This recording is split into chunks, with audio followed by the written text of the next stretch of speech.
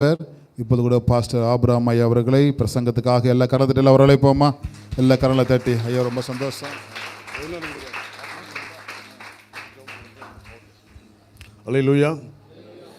ஆண்டவராக இயேசு கிறிஸ்து நாமம் மகிமைப்படுவதாக.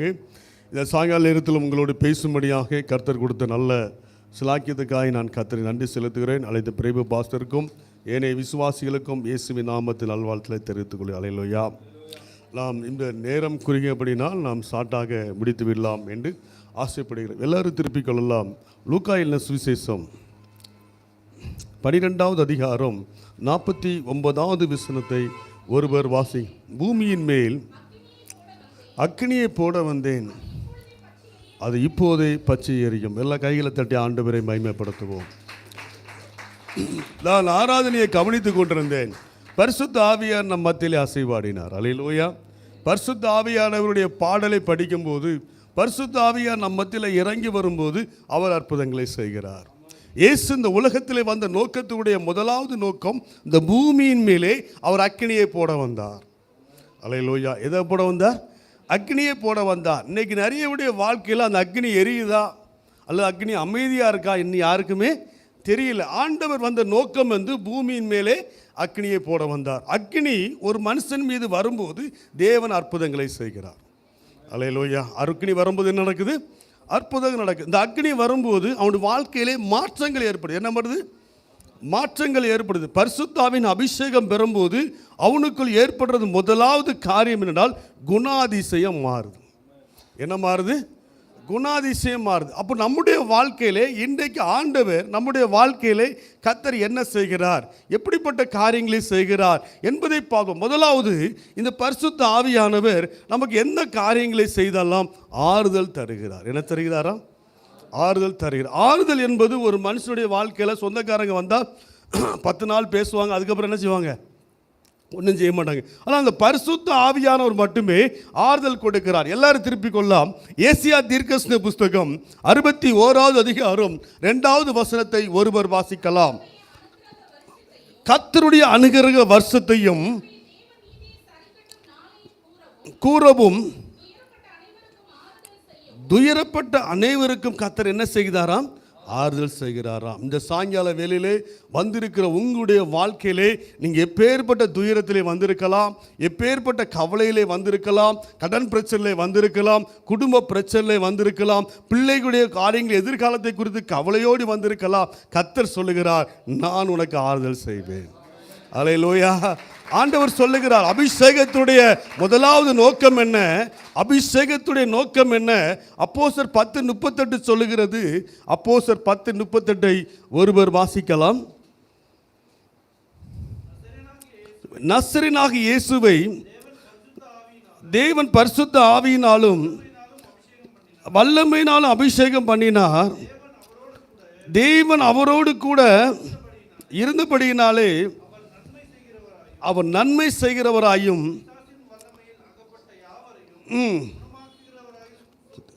அல்லேலூயா. அப்போ பாருங்கள், இயேசு இந்த உலகத்துடைய ஊழியத்துடைய முதலாவது நோக்கம் என்ன? துயரப்படுற நம்முடைய வாழ்க்கையிலே துயரத்திலிருந்து அவர் நம்மை காப்பாற்றுகிறவராக இருக்கிறார். அல்லேலூயா. அந்த துயரம் எப்படிப்பட்ட துயரமாக இருந்தாலும், எந்தப்பட்ட காரியங்களாக இருந்தாலும் அதிலிருந்து கர்த்தர் நம்மை விடுவிக்கும்படி ஆண்டவர் இங்கு அழைத்து வந்திருக்கிறார்.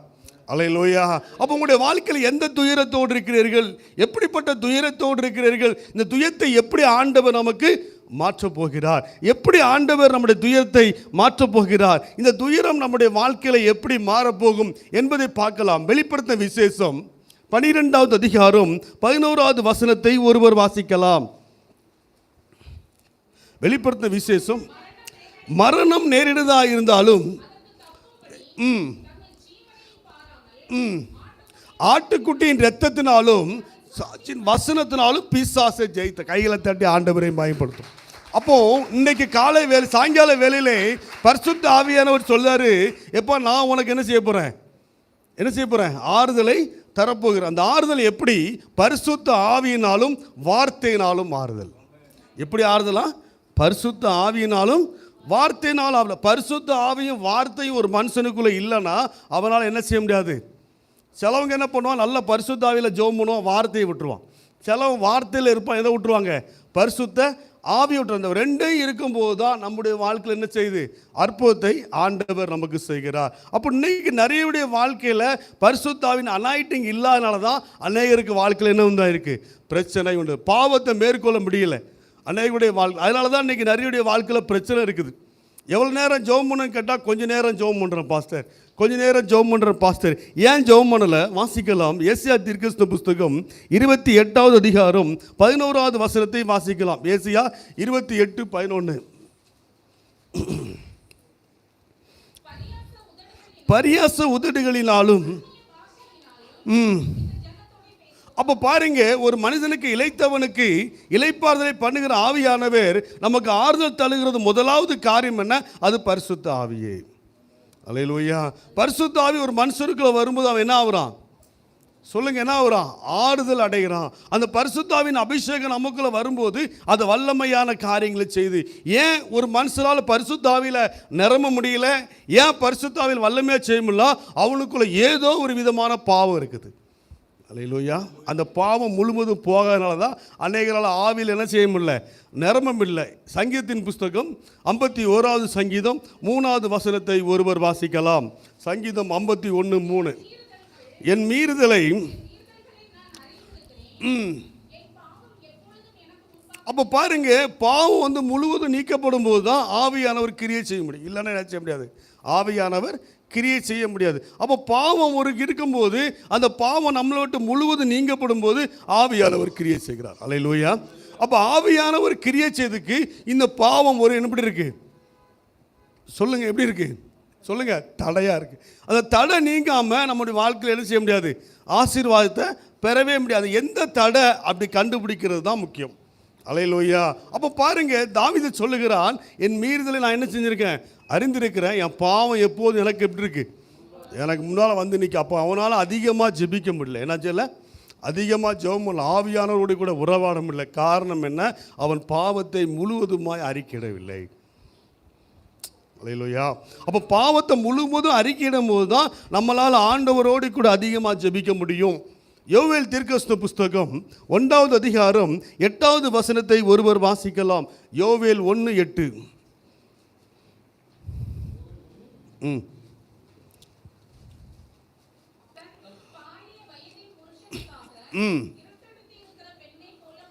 அப்போ பாருங்க, எப்படி அழுது புலம்பணுமா? பாலிய வயதின் பெண் என்பது எதைக்காண்டி சொல்லியிருக்குன்னா, ஒரு கல்யாணம் முடிந்த பெண் தன் கணவன் இழந்துட்டானா அவள் எப்படி அழுவா? மாறுபடிச்சு அழுவா, எல்லா காரியத்துக்கும் அழுவா. அப்போ நம்முடைய பாவத்துக்காக முதல்ல நம்ம அழுது ஜெபிக்கணும். அல்லேலூயா. நிறைய பேர் பாவத்துக்காக மனஸ்தாபப்படுறது கிடையாது, பாவத்தை விடுறதுக்காண்டி ஜெபம் பண்ணுறது கிடையாது. அப்போ பாவம் அவங்களுக்குள்ளே இருக்கும்போது அவங்களால ஃப்ரீயாக ஜெபம் பண்ண முடியாது. அல்லேலூயா. அப்போ பாவம் போகாட்டா அவங்களுக்கு என்ன இல்லை? விடுதலை ஆக முடியல. விடுதலை ஆகாதனால தான் அவங்க பிரச்சனையில் இருக்கு. ஆவியானவர் செயல்பட முடியலை. யார் செயல்பட முடியல? ஆவியானவர் செயல்படுறதுக்கு முடியாமல் இருக்கு. அப்போ எல்லாவற்றையும் அறிக்கையிட்டு உண்மையாய் மனஸ்தாபப்பட்டு செபிக்கும் போது நம்ம பாவங்கள் மன்னிக்கப்படுது. அப்போ ஆவியானவர் என்ன செய்தார்? நமக்குள்ள என்ன பண்ணுறாரு? கிரியை செய்தார். ஆவியான நமக்குள்ள என்ன பண்ணுறாரு? கிரியை செய்தார். ஆவியானவருடைய கிரியை நம்முடைய வாழ்க்கையில் வரும்போது தேவன் நமக்கு அற்புதங்களை செய்கிறார். அல்லேலூயா. அப்போ இந்த ஆவியானவர் நமக்கு நம்ம எதிர்பார்க்கும் போது இந்த ஆவியானவர் வரவேற்பதற்கு நம்முடைய வாழ்க்கையில கொடுத்திருக்க ஒரு காரியம் என்ன? அப்போஸ்தலர் நடபடிகள் புஸ்தகம் 1வது அதிகாரம் 8வது வசனத்தை ஒருவர் வாசிக்கலாம். அப்போஸ்தலர் 1:8.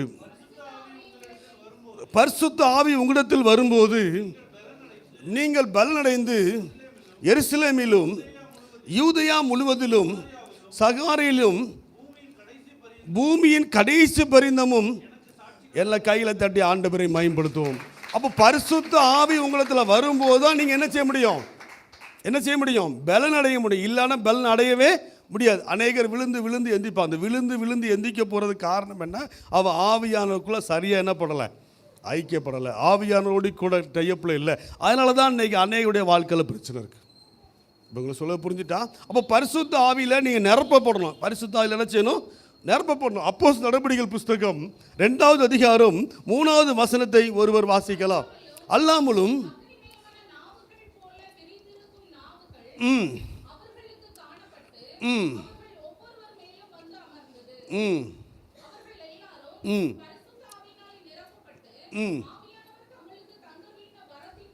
ம் அப்போ அப்படியே இதில் கை வச்சிடுங்க. இப்போ திருப்புங்க. ஏசாயா 28:11 மறுபடியும் வாசிங்க. ஏசாயா 28:11. பரியாச உதடுகளினாலும் அந்நிய பாஷையினாலும் இந்த ஜனங்களோடு ஆண்டவர் என்ன செய்வாராம்? பேசுவார். அப்போ நீங்கள் எந்த பாஷை பேசினாலும் சரி, ஒரு பாஷை பேசினாலும் சரி, 2 வார்த்தை பேசினாலும் சரி, 3 வார்த்தை பேசினாலும் கவலைப்படாது. அல்லேலூயா. ஒரு நெருப்பானது சக்குன்னு தான் எரியும், மொத்தத்தில் எரியாது. அதுக்கப்புறம் தான் அது ஃபயர் ஆகும். அல்லேலூயா. ஆண்டவர் நமக்கு என்ன கொடுத்துருக்கிறாரோ அந்த தாளந்துகளை, அந்த காரியங்களை நம்ம பயன்படுத்தும் போது ஆண்டவர் வாக்கடங்காத பெருமூச்சோடு நமக்காக என்ன பண்ணுறாரு? வேண்டுதல் பண்ணுகிறார். அவன் வேண்டுதல் பண்ணும்போது ஆவியானவர் கிரியை செய்தார். அதனால தான் அந்நிய பாஷையில் ஜெபம் பண்ணுறதுன்னு சொல்கிறது. இந்த ஆவியில் நிறைஞ்ச அந்நிய பாஷையில் ஜெபம் பண்ணும்போது இந்த பாவத்தை மேற்கொள்ள முடியும். அல்லேலூயா. இதை மேற்கொள்ள முடியும், பாவத்தை மேற்கொள்ள, நமக்கு விரோதமாய் காணப்படுற போராட்டங்களை மேற்கொள்ள முடியும். ஆவியானவர் சகலத்தையும் குறித்து நமக்கு சொல்லுவார். அப்போ இந்த அந்நிய பாஷையில் ஜெப வரம் நமக்கு கர்த்தர் கொடுத்துருந்தாருன்னா அந்த வரத்தை நீங்கள் வீட்டிலே பயன்படுத்த வேண்டும். அல்லேலூயா. சொல்லு, புரியுதா? அப்போ வீட்டில் பயன்படுத்தும் போது ஆவியில் நிறைஞ்சி அந்நிய பாஷையில் பேசிகிட்டே இருக்கும்போது உங்களுக்குள்ளே ஒரு வல்லமை இறங்கும். ஆவியானவர் புதிய புதிய பாசைகளை கொடுப்பார், உங்களுக்குள் பெரிய காரியங்களை செய்வார். ஆவியானவர் உங்களுக்குள் வரும்போது நீங்கள் பிசாசை எதிர்க்கலாம். அல்லேலூயா. இல்லாட்ட பிசாசு என்ன செய்ய முடியாது? எதிர்க்க முடியாது. ஆண்டவர் நமக்கு 2 போராயுதங்களை கொடுத்திருக்கிறார். வெளிப்படுத்தின விசேஷம் 12:11 சொல்லுது, ஆட்டுக்குட்டி இரத்தத்தினாலும் சாட்சியின் வசனத்தினாலும் பிசாசை ஜெயித்தார். அப்போ பிசாசை நீங்கள் அபிஷேகத்தில் தான் ஜெயிக்க முடியுமே தவிர வேற எதுலையும் ஜெயிக்கவே முடியாது. இன்னொன்று வார்த்தை. அப்போ அபிஷேகத்தை நிரம்பி ஜெபிக்கும் போது பிசாசை நீங்கள் ஜெயித்திடலாம். அல்லேலூயா. அப்போ பிசாசு ஜெயிக்கிறதுக்கு ஒரு சிம்பிளான முறை ஆவியிலே நிரப்பப்படுற அனுபவம். ஆவியில் அப்போஸ்தலர்கள் ஆவியில் நிரம்பினாங்க, சீசர்கள் ஆவியில் நிரம்பினாங்க, எல்லாம் ஆவியில் நிரம்ப. அப்போ இவ்வளோ நாளும் நம்ம ஆவியில் நிரம்பும் போது, அபிஷேகம் நிரந்து ஜெபிக்கும் போது நம்முடைய வாழ்க்கை நடக்கிற காரியங்கள் என்ன? ரோமர் புஸ்தகம் 5வது அதிகாரம் 5வது வசனம் சொல்லுகிறது, மேலும் நமக்கு அருளப்பட்ட, ரோமர் 5:5, மேலும் நமக்கு அருளப்பட்ட பரிசுத்த ஆவியினாலே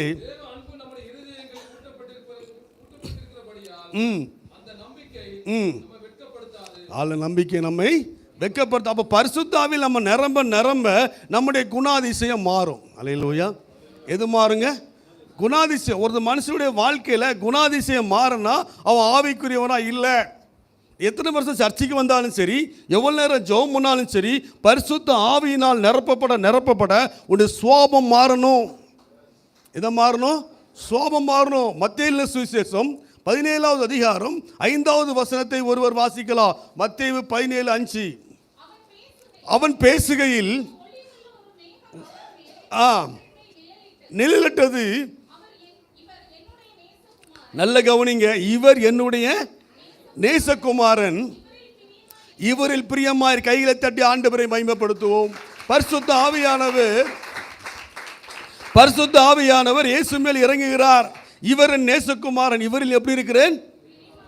பிரியமாய் இருக்கிற. அப்ப ஆவியானவர் நம்முடைய வாழ்க்கையிலே ஆவியானவர் வர நம்முடைய சுவாபங்கள் மாறணும். அல்லேலூயா. அப்போ ஆவியில் நிரப்பப்படுறதுக்கு சுவாபங்கள் மாறணும். சுவாபங்கள் மாறல நம்மகிட்ட ஏதோ ஒன்று இருக்கு. என்ன இருக்கு? ஒரு தப்பு இருக்கு. அந்த சுவாபங்களை மாத்துறது ஆவியானவர். ஆண்டவர் பரிசுத்தாவில் நிரம்ப எதுக்காண்டி புறாவை போட்டிருக்கு? புறாவை போல ஆண்டவர் இறங்கினான் என சொல்லப்பட்டிருக்கு. இந்த புறாக்கு என்ன கிடையாது? பித்தப்பை கிடையாது. எல்லாரும் சொல்லுவோம், என்ன கிடையாது? பித்தப்பை கிடையாது.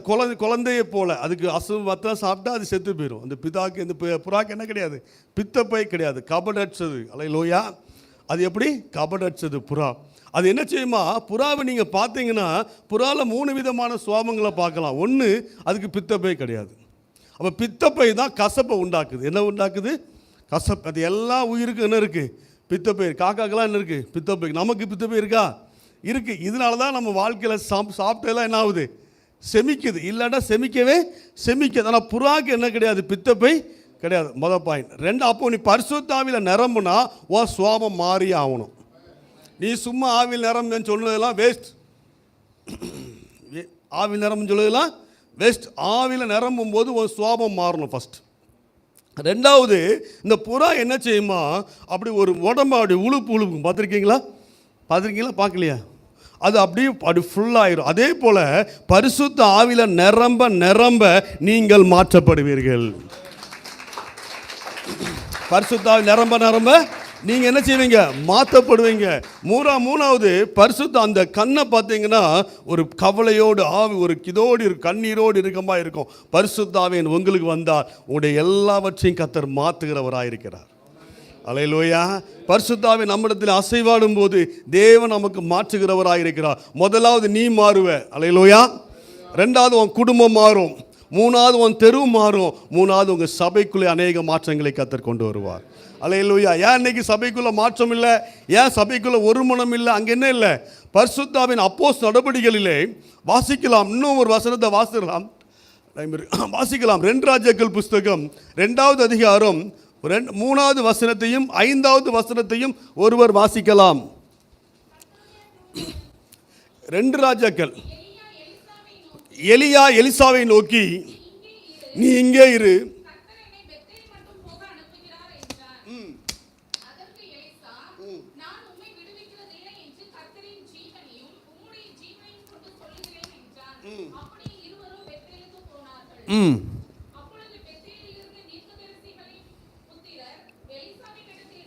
எலிசாவிடத்திலே வந்து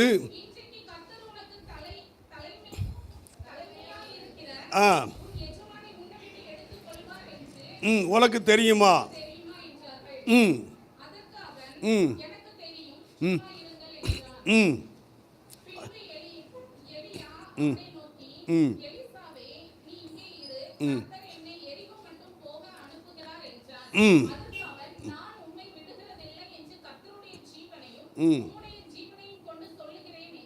எல்லா கைகளை தட்டி ஆண்டவரை மகிமைப்படுத்துவோம்.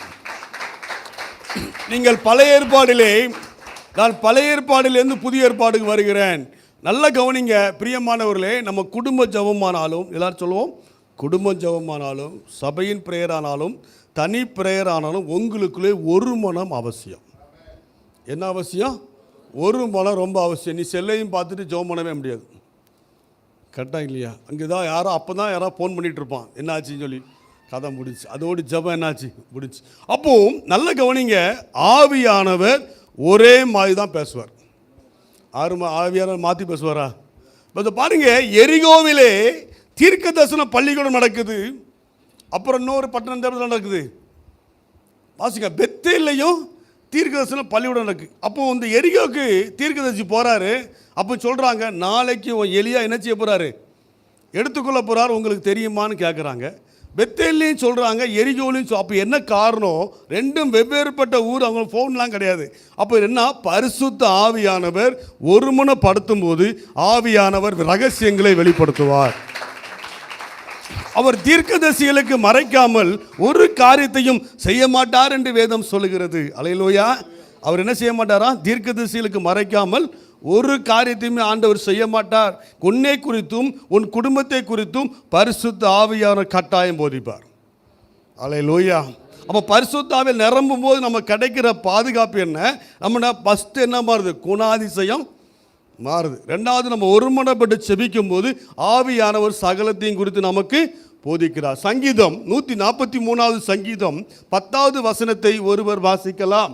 சங்கீதம் 143:10 வாசிக்கலாம். உமக்கு பிரியமானதை செய்ய போய் தருளும் நீரே என் தேவன், உம்முடைய நல்ல ஆவி என்னை என்ன நடத்துமா? செம்மையான வழி நடத்தும். அப்போ ஆவியானவர் தப்பான வழியில் என்ன செய்ய மாட்டார்? சொல்லுங்க. அப்போ நீ தப்பான வழியில் போனால் ஏதோ ஒன்றுக்குள்ள சம்திங் ராங். அப்போ ஆவியானவர் எதை பேசினாலும் எதை செஞ்சாலுமே கரெக்டாக செய்வார். அப்போ ஆட்டுக்குட்டி ரத்தத்தினாலும் சாட்சியின் வசனத்தினால தான் நீங்கள் யாரை ஜெயிக்க முடியும்? பிசாசை ஜெயிக்க முடியும். அப்போ பரிசுத்த ஆவியில் நடக்கிற காரியங்கள் என்ன? 3வது ஸ்டெப். 4வது ஸ்டெப்பு, ஆண்டவர் உன்னுடைய வாழ்க்கையுடைய எல்லா காரியத்தை குறித்து உனக்கு போதிக்கிறவர் மட்டுமல்ல, உன்னை வழி நடத்துகிறவராக இருக்கிறார். எப்படி இருக்கிறாரா?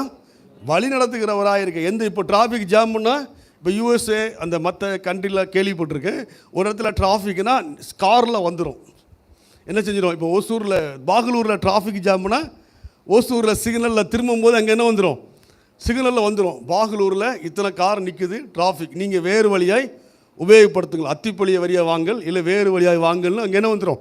காரில் வந்துடும். அப்போ இவங்க என்ன டக்குன்னு டிராஃபிக்கில் பெங்களூரில் இருக்குன்னு நினைக்கிறேன். அப்படி ஆன்லைன்லேயே காருக்கு முன்னாடியே அந்த செல்லுலேயோ இதுலேயே வந்துடும். அது ஒரு மானிட்டர் பண்ணுவாங்க. ஆனால் அதே போல் அதுக்கே இப்படி இருக்குன்னா பரிசுத்த ஆவியான உனக்கு மானிட்டர் பண்ணாமல் இருப்பாரா? கட்டாயம் மானிட்டர் பண்ணுவார்.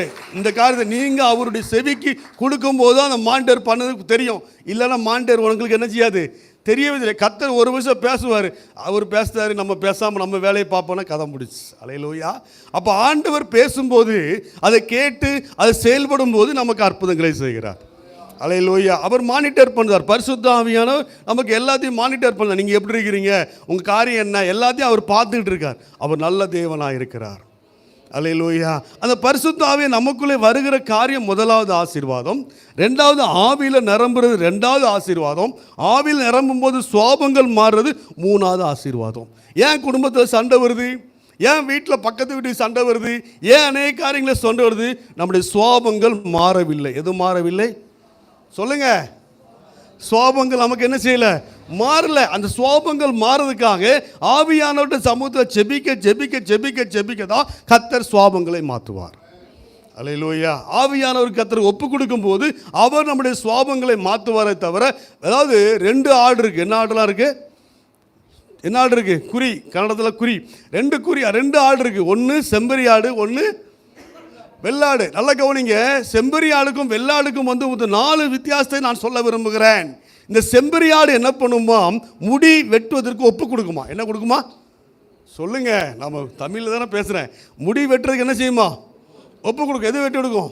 செம்பரி ஆடு. ஆனால் வெள்ளாடு என்ன செய்யாது, வெட்டு கொடுக்காது. என்ன காரணம்னா, இந்த முடி வெட்டுறதுக்கு ஒப்பு கொடுக்குறது என்ன காரியம்னா, ஆவியானவர் உங்களுக்கு ஒரு காரியத்தை சொன்னால் உடனே கீழ்ப்படுகிறது அந்த காரியம்.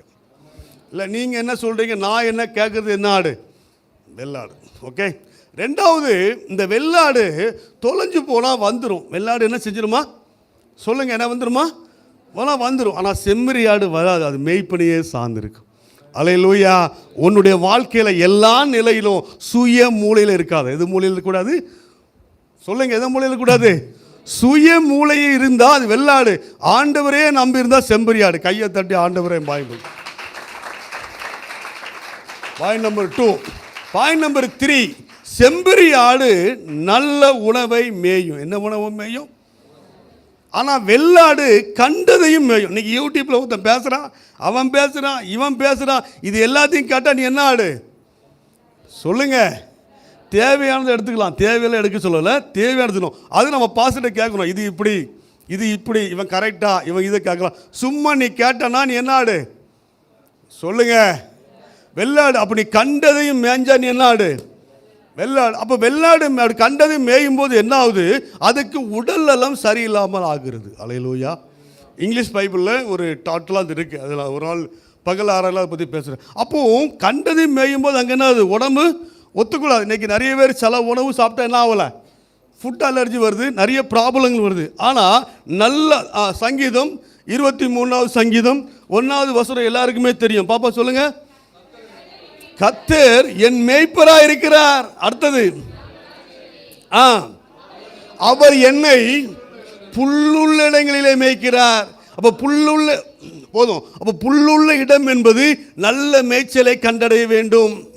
ஒரு விசுவாசி நல்ல மேய்ச்சலை அவன் கண்டடையாத பட்சத்திலே அவன் பிரச்சனைகளை மாட்டுகிறான். அல்லேலூயா.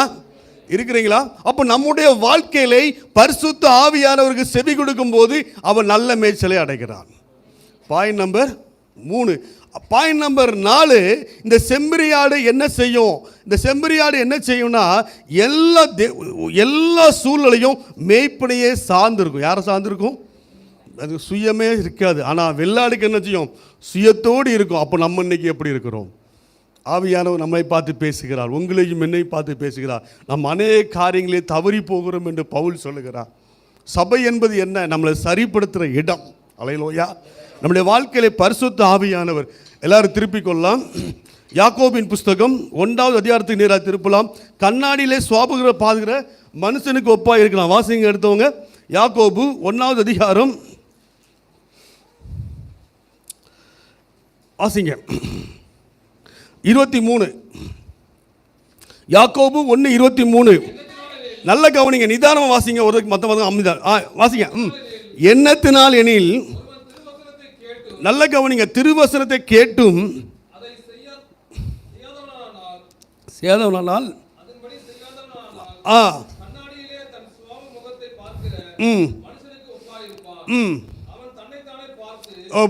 அவன் தன்னைத்தானே பார்த்து. அப்ப தன்னைத்தானே எங்க பார்க்க முடியும் சொல்லுங்க?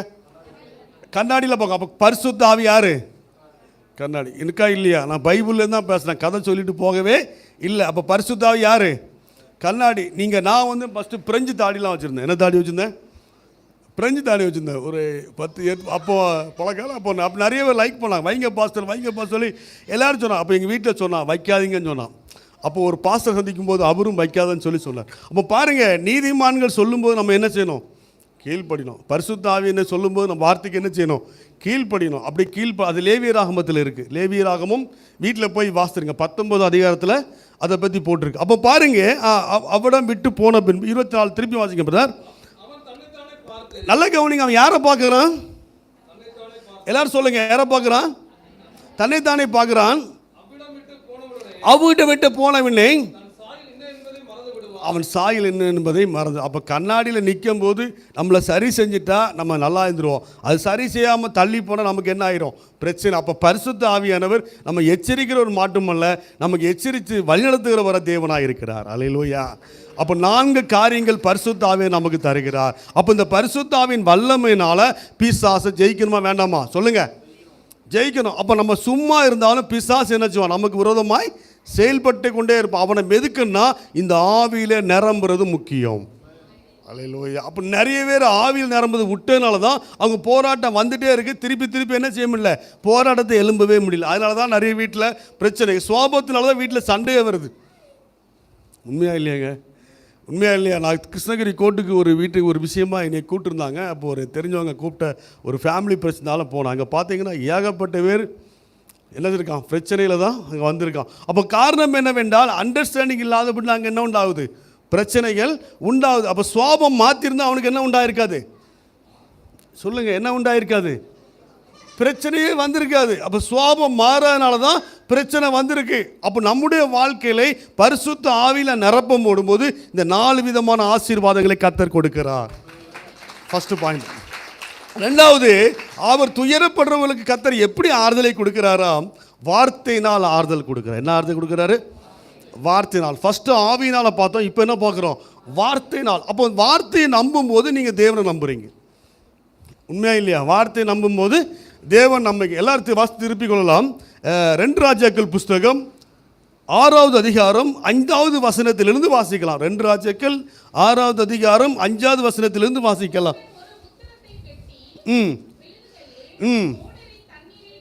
எங்க விழுந்துட்டான்? தண்ணீரை விழுந்துட்டு ஐயோ என் ஆண்டவனே, இது இரவலாய் வாங்கப்பட்டதே. தேவனுடைய மனுஷன் அது எங்கே விழுந்ததென்று கேட்டான். அவன் அந்த இடத்தை காண்பித்த போது ஒரு கொம்பை வெட்டி அங்கு எரிந்து அது இரும்பை என்ன செஞ்சான்? மிதக்க பண்ணினான். அல்லேலூயா. இங்க 3 சம்பவங்களை குறித்து சொல்லப்பட்டிருக்கு. எத்தனை சம்பவம்? 3 சம்பவம். முதலாவது, நீங்கள் வார்த்தையை நம்பும் போது ஆண்டவரை நம்ப வேண்டும். அம்மாவும் இல்லையா சொல்லுங்க? அப்போ பைபிள் என்பது பரிசுத்த ஆவியினால் நமக்கு கொடுக்கப்பட்ட ஒரு வேதாகமம். First point. 2வது, அவர் தேவனுடைய வார்த்தையாய் இருக்கிறது. அல்லேலூயா.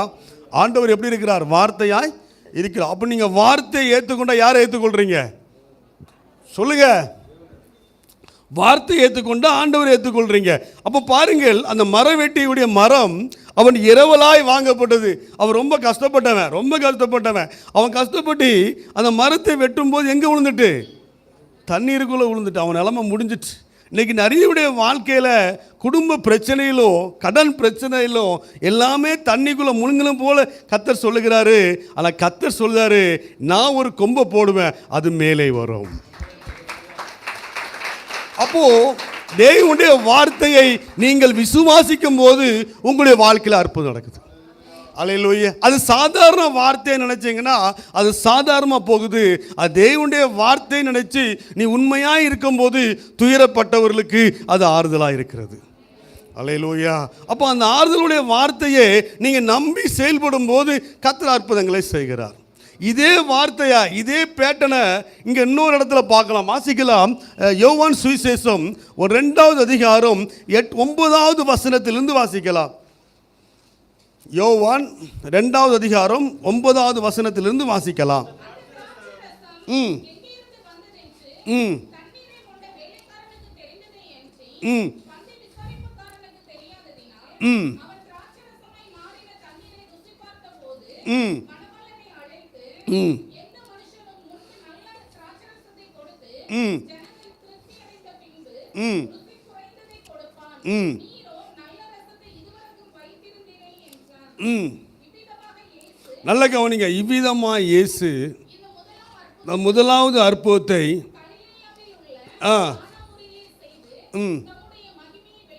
பாருங்க.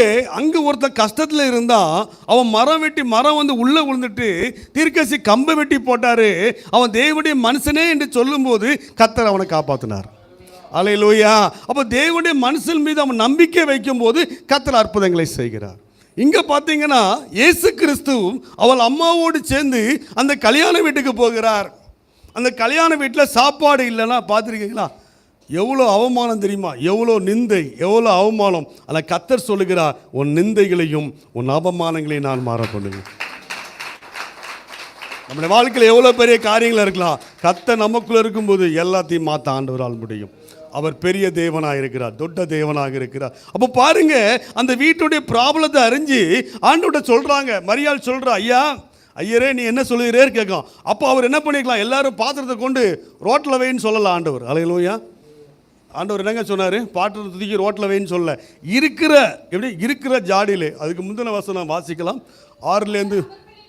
அவர் அவர்களை நோக்கி இப்போது இல்லை, அதுக்கு முந்தின வர இயேசு வேலைக்காரரை நோக்கி, நல்ல கவனிங்க போதும், தாடிகள் என்ன நிரப்பணுமா?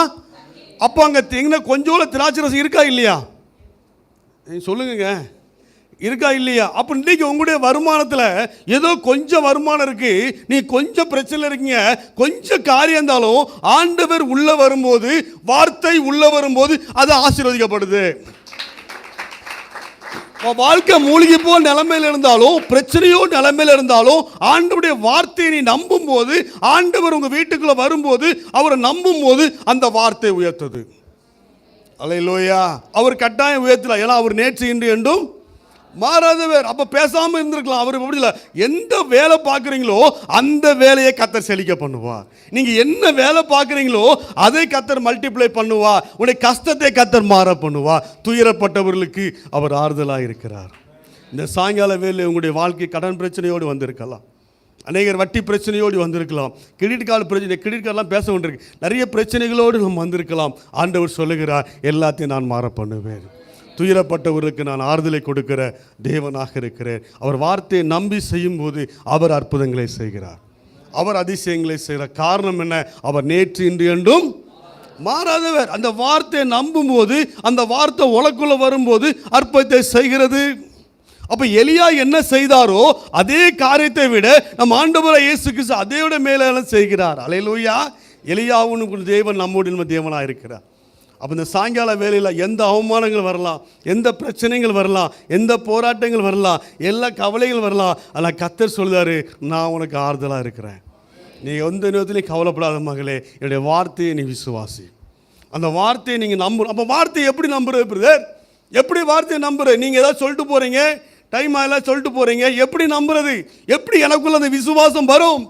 அந்த கானாவூரிலே இயேசு இருந்தார், அங்க அற்புதம் நடந்துச்சு. அதான் இன்னைக்கு என்னுடைய வாழ்க்கையிலே, என்னுடைய வீட்டிலே எப்படி பிரச்சனை மாறும்?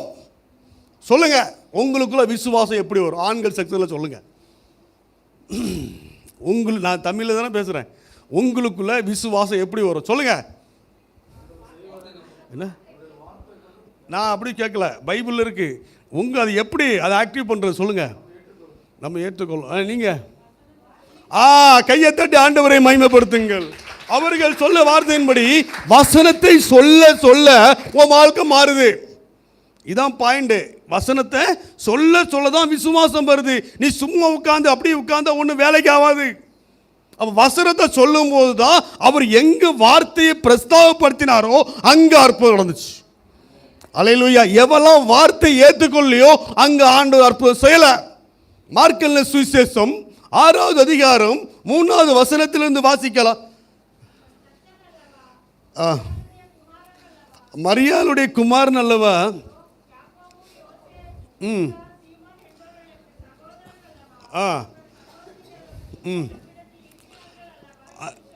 என்று சொல்லி நல்ல கவனிங்க. அவரை குறித்து அவர்கள் இடரல் அடைந்தார்கள். அவரை யாருமே என்ன செய்யல சொல்லுங்க. அவரை யாருமே என்ன செய்யல நம்பல. அவர் அந்த ஊருக்காரங்க என்ன செய்யல நம்பல. அதனால தான் அங்கே என்ன சொல்லல அற்புதம் அவர் செய்ய. அதுக்கு அடுத்த வசனம் வாசிக்கலாம். இயேசு அவர்களை நோக்கி, தீர்க்கதரிசி ஒருவன் தன் ஊரிலும்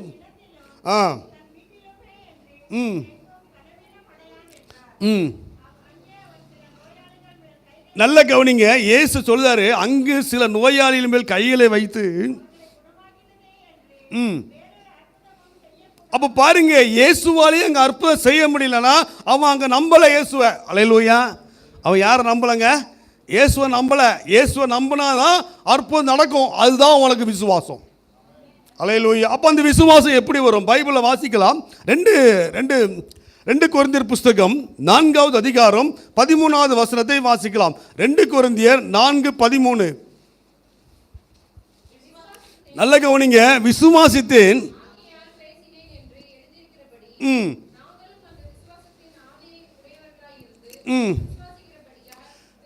எல்லா கையை தட்டி ஆண்டவரை மகிமைப்படுத்தும். அப்போ உங்களுக்குள்ள நல்ல கவனிங்க, உங்களுக்குள்ள எப்படி விசுவாசம் வரும்? உங்களுக்குள்ள எப்படி விசுவாசம் ஆக்டிவ் ஆகும்னா, தேவனுடைய வார்த்தையை நீங்கள் வாயிலே சொல்ல வேண்டும். அல்லேலூயா. எப்படி சொல்ல வேண்டும்? வாயிலே சொல்ல வேண்டும். வாயில சொல்லும்போது தான் அந்த விசுவாசம் உங்களுக்குள்ள பிறக்கும். விசுவாசம் உங்க பிள்ளைக்கு ஆசீர்வாதமா, உங்களோட வாழ்க்கையில பிரச்சனை மாறணுமா, உங்க நோய் மாறணுமா, உங்களுடைய வாழ்க்கையில எதிர்காலத்துடைய எல்லா காரியங்களுமே ஆண்டவர் விசுவாசத்தை வைக்கிறார். அல்லேலூயா.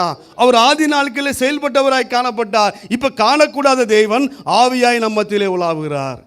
நான் உனக்கு என்ன செய்ய வேண்டும் என்று ஆண்டவர் கேட்கிறார். உன்னுடைய விசுவாசம் எப்படி இருக்கும்போது அப்படி ஆண்டவர் அற்புதங்களை செய்வார். ஆண்டவர் சகலத்தையும் அறிந்திருக்கிறார். யோவான் சுவிசேஷம் 2வது அதிகாரம் கடைசி 2 வசனத்தை வாசிக்கலாம். யோவான் சுவிசேஷம் நல்ல கவனிங்க. அப்படி இருந்தும்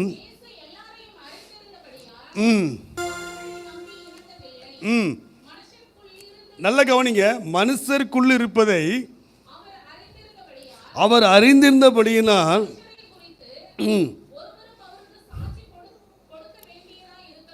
நல்ல கவனிங்க. அவருக்கு எல்லாமே தெரியுங்க. தெரியுமா தெரியாதா? அவர் நம்முடைய இமைகளை கூட சோதித்து அறிந்தவராகிறார். அது 38 வருஷம் வியாதி விஷயம் பார்த்து வீட்டில் போய் வாசிங்க. அது 38 வருஷம் வியாதி விஷயம் பார்த்து நான் உனக்கு என்ன செய்வேன்னு கேட்கும்போது அவன் என்ன சொல்கிறான்? ஆண்டவரே என்னை தண்ணியில் விடுன்னு சொல்கிறான். ஆண்டவர் சொல்றார், உன் பாவங்களை மன்னிக்கிறேன், நீ எழுந்து நட என்று சொல்லுகிறார். அல்லேலூயா. அவர் சிந்தனைகளை அவர் அறிகிற தேவனாக இருக்கிறார். நம்முடைய வாழ்க்கையில் இந்த விசுவாசம் அதிகமாய் வர வேண்டுமானால், நீங்கள் விசுவாசத்தோடு பெற வேண்டுமானால், நீங்கள் செய்ய வேண்டிய காரியம் என்ன? தேவனுடைய வாக்கு தத்தங்களையும் தேவனுடைய வார்த்தையும் வாயிலே சொல்ல வேண்டும். அது எப்போ டைமில் உனக்கு எப்போ டைம் கிடைச்சாலும் நீ கட்டாயம் சொல்லும். இதை சொன்னாதான் உனக்கு என்ன இருக்குது? ஆசீர்வாதம் இருக்குது. அதுதான் விசுவாசத்துடைய முதல் ஸ்டெப். இந்த ஸ்டெப்பில் போகாமல் வேறு எந்த ஸ்டெப்புக்கு நீங்கள் என்ன செய்ய முடியாது? ஒன்றுமே செய்ய முடியாது. தேவனுடைய வார்த்தையை சொல்லும்போது உங்களுக்கு அற்புதம் நடக்குது. அது காலையில் சொல்லலாம், மத்தியானம் சொல்லலாம், நைட்டு சொல்லலாம். எப்போனாலும் தேவனுடைய வார்த்தை மேல் நம்பிக்கை வச்சு, இப்போ ஒன்றும் வேண்டாம், இன்னும் உங்களுக்கு எக்ஸ்பிளைன் பண்ண சொல்கிறேன். நைட்டு 10 மணிக்கு பாம்பே துபாய்க்கு ஃப்ளைட். எத்தனை மணிக்கு ஃப்ளைட்டு சொல்லுங்கள்? எத்தனை மணிக்கு ஃப்ளைட்டு? 10 மணிக்கு பெங்களூர்லேருந்து கருது. அப்போ நம்ம எப்போ மணிக்கு கிளம்புவோம்? 10 மணிக்கு கிளம்புவோம். ஒரு ஆக்சுவலி 6 மணிக்கு கிளம்பா தான் டிராஃபிக் எல்லாம் போய் சேர்ந்து போக முடியும். ஆனால் காலையிலேருந்து உங்கள் சிந்தனை எப்படி இருக்கும்? இன்றைக்கி நம்ம கிளம்புறோம், துணி எடுத்து வைக்கணும், பாஸ்போர்ட் எடுத்து வைக்கணும். அங்கே போய் மாட்டிட்டா நிறைய பேர் பாஸ்போர்ட் இல்லாமல் உட்காந்தவனா இருக்கான். இல்லைங்க, உண்மையை தான் சொல்கிறேன். நிறைய பேர் பாஸ்போர்ட் வச்சுட்டு வந்துலாம் இருக்கான். அப்போ அவசரத்தில் அப்போ எல்லாத்தையும் எடுத்து அந்த நினைவு எப்படி இருக்கும்? நம்ம போகணும் நினைக்க. இதாங்க விசுவாசம். தேவன் அற்புதம் செய்வார், தேவன் அற்புதம் செய்வார், என் வாழ்க்கை மாறும் மாறும் மாறும் மாறும் மாறும்னு சொல்கிற பற்றியா, இதாங்க விசுவாசம். உன் வாழ்க்கையில் இன்னைக்கு ஆக்டிவ் பண்ணி பார். இந்த ஆகஸ்ட் 15 ஆக்டிவ் பண்ணி பார். உன் வாழ்க்கை மாறலன்னா சொல்லு, கட்டாயம் இந்த வார்த்தை மாறும். இந்த விசுவாசமான வார்த்தை நிறைய பேர் சொல்லாமல் படத்தில் பைபிள் வச்சு தூங்குறவங்களா இருக்கான். ஹலோ, என்ன சொல்ல, பைபிள் வச்சு தூங்குறவங்களா இருக்கான். அதெல்லாம் ஒன்றும் வேலைக்காது. வாயில் வரணும். தூங்கி கெட்டி போட்டாலும் சரி, தலையில் வச்சு படுத்தாலும் உனக்கு என்ன செய்யாது, வேலையே ஆகாது. தேவனுடைய வார்த்தையை வாயில் சொல்லாமல் நீ எந்த ஆசீர்வாதத்தையும் பெற முடியாது. இங்கிலீஷ் பைபிள் சுவாசிப்பாக்கா, ஜெனிசிஸ் சாப்டர் 5:24, தமிழ் வேதாகமத்திலே 5:24, ஆதியாமம்.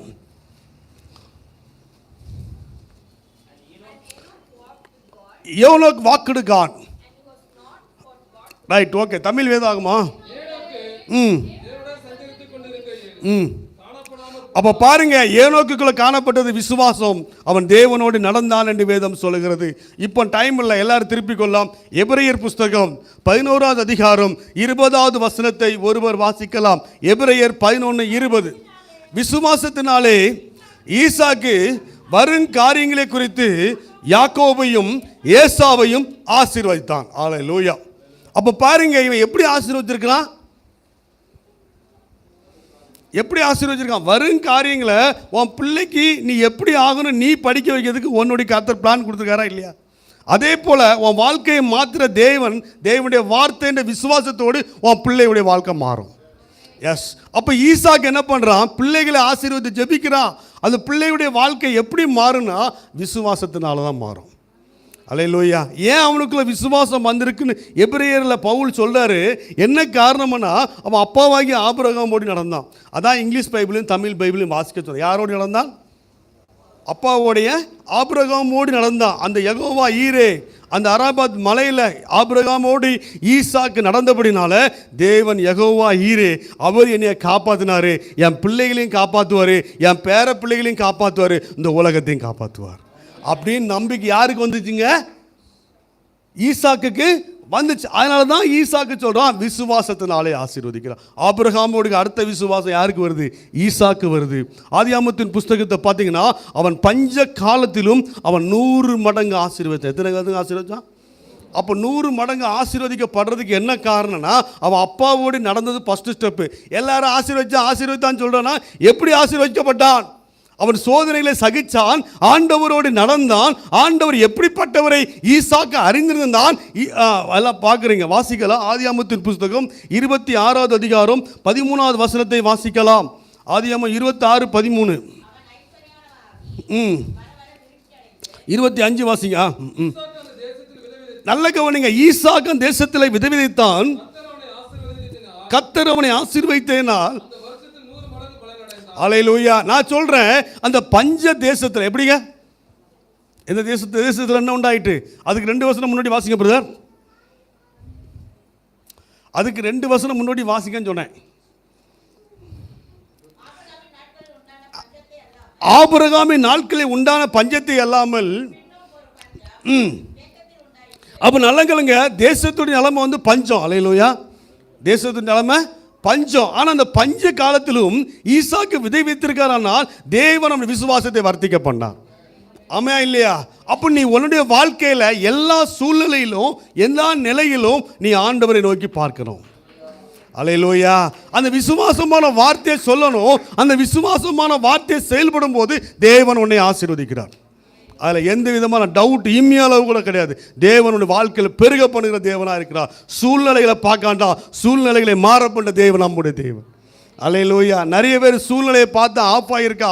அந்த பஞ்ச காலத்திலும் ஈசாக்கு விதை வைத்து ஆசிரியக்கப்பட்டானா, அவன் அப்பாவோடு நடந்த காரியம். அந்த 3 நாள் அப்பாவோடு கூட நடந்து சொன்னான். அப்பா, ஆடு எங்கே என்று கேட்டான். அப்போது சொன்னால் தேவன் அதை பார்த்து கொள்வார் என்று அவனுக்கு விசுவாசத்தை பயிற்சித்தான். விசுவாசத்தை பயிற்சிட்டதுமல்ல, அவனையும் படுக்க போட்டான். அப்போ கொல்ல போகும்போது ஆபிரகாமே கை போடாதே என்று சொல்லி அவனுக்கு அங்கே ஒரு ஆடு கொடுத்தார். அவர் யெகோவா ஈரேயே காணப்பட்டார். அப்போ ஈசாக்குடைய வாழ்க்கையிலே அந்த யெகோவா ஈரே என்ற காரியத்தை அறிந்த பின்புதான் அங்கு விதை விதைக்கும் போது கர்த்தர் ஆசீர்வதிக்கிறார்.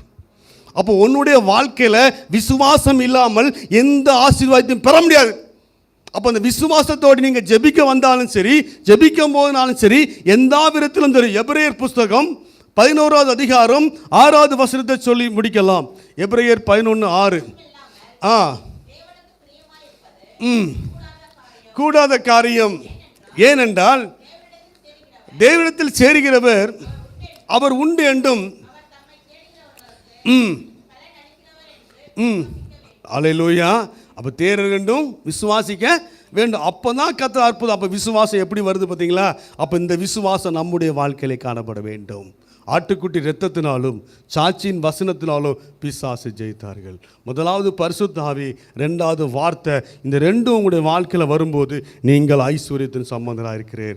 அவர் உங்களுக்கு ஆறுதலின் தேவனாய் இருக்கிறார். எல்லாரும் அப்படி எந்திப்போமா? எந்திரிச்சு நின்று எல்லாம் ஆவியில் நிறைஞ்சி எல்லாம் ஃபோன் கீனு பேக் கீக்கு எல்லாம் தள்ளி வைங்க. இப்போ நம்ம ஜெபிப்போம். ஆண்டவருடைய வல்லமை எங்கள் மத்தியில் இறங்கி வரட்டும் அப்பா. ஆண்டவருடைய வல்லமை இந்த மத்தியில் இறங்கி வரும்படியாக நாங்கள் ஜெபிக்கிறோம். எல்லாருடைய கண்கள் மூடலாம், எல்லாருடைய கண்கள் மூடி இருக்கலாம். பரிசுத்த ஆவியானவர் நம்மத்திலே அசைவாடினார். பரிசுத்த ஆவியானவர் பாடல் மூலமாக நம்மத்திலே அசைவாடினார். பரிசுத்த ஆவியானவர் செய்தியின் மூலமாய் நம்மத்திலே அசைவாடினார். பரிசுத்த ஆவியின் வல்லமை நம்முடைய ஒவ்வொருடைய வாழ்க்கையிலும் இறங்கி வருவதாக. எல்லா கண்களை மூடி ஆவில் நிறைந்து ஜெபிக்கலாம்.